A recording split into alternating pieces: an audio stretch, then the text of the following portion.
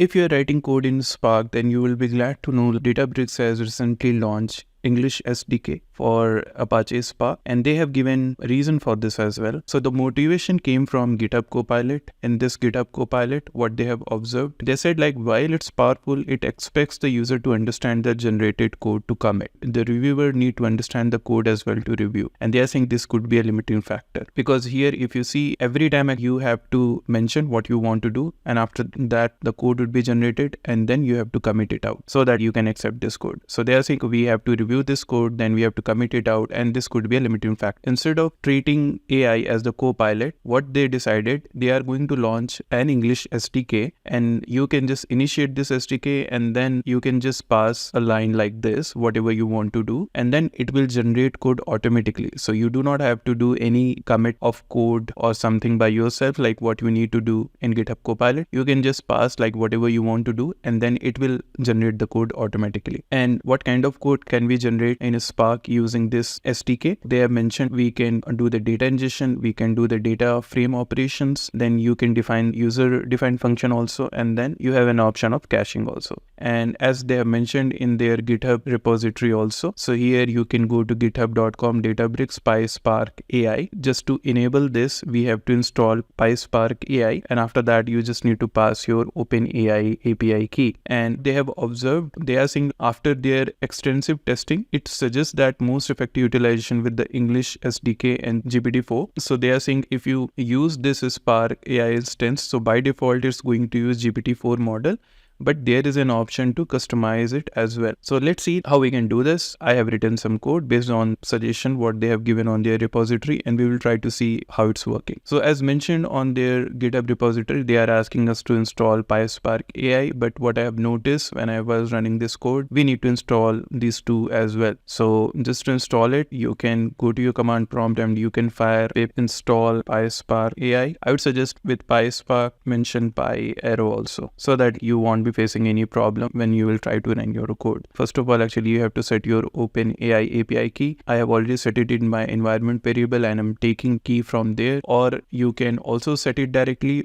like how they have suggested in their repository. There are multiple methods to set this OpenAI key. After that, we have to initialize our model, and for this one we have to use this chat OpenAI. This chat OpenAI will come from LangChain. You can see langchain.chat models. We are going to have a chat OpenAI, and under this chat OpenAI you can pass any of the models what you want. So here, instead of going with the default GPT-4 model, I am trying to use GPT 3.5 Turbo. The suggestion is like even if you don't do this option, it's going to go ahead with the GPT-4, and what they have stated in their repository, if you are going with GPT 3.5 Turbo, you can get a bit lower quality if you compare with GPT-4.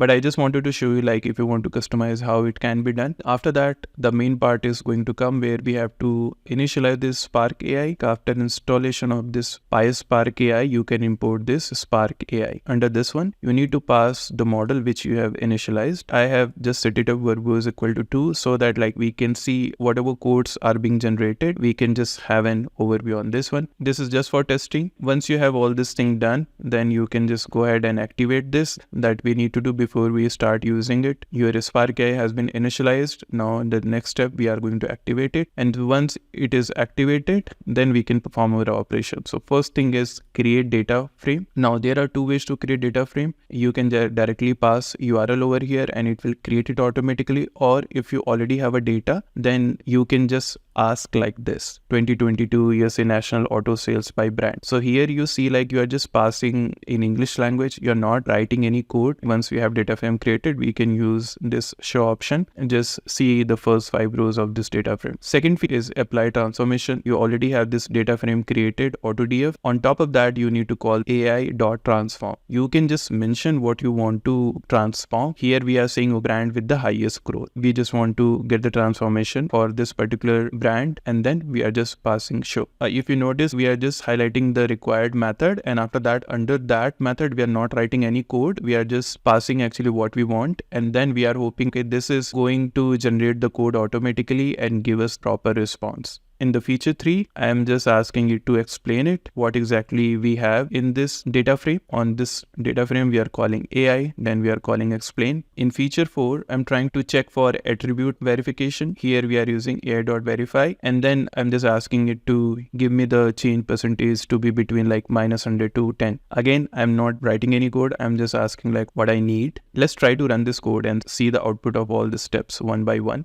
So we started getting output of this code. So at first step, you can see we asked this to parse this URL, started parsing this URL.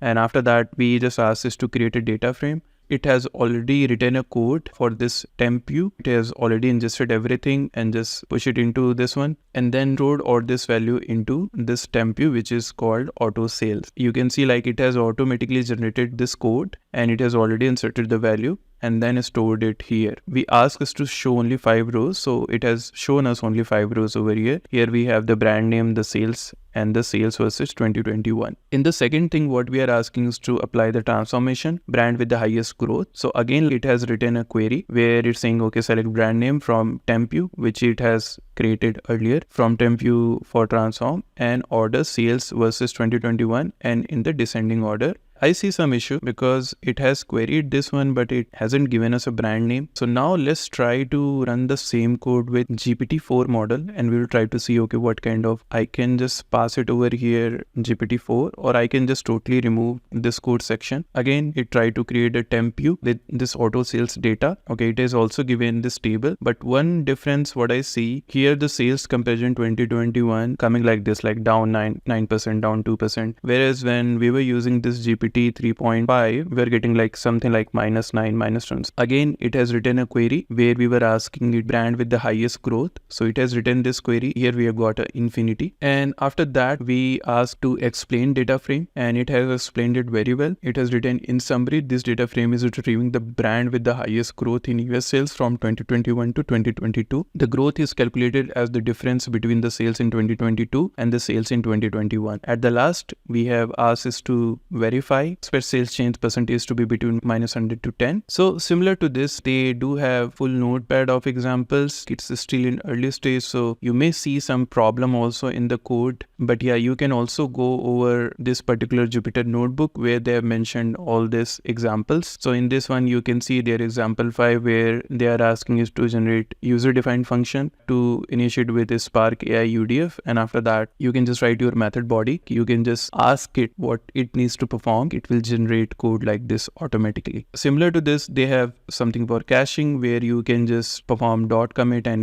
it will cache the result. They do have some other examples also using with different data sets. So this is also like one of the things that you can go through. You can get that idea. It's better to go ahead with GPT-4 if you want good result, and this is what recommended from their GitHub also. That's it for this video. Thank you for watching. Please do like, share and subscribe.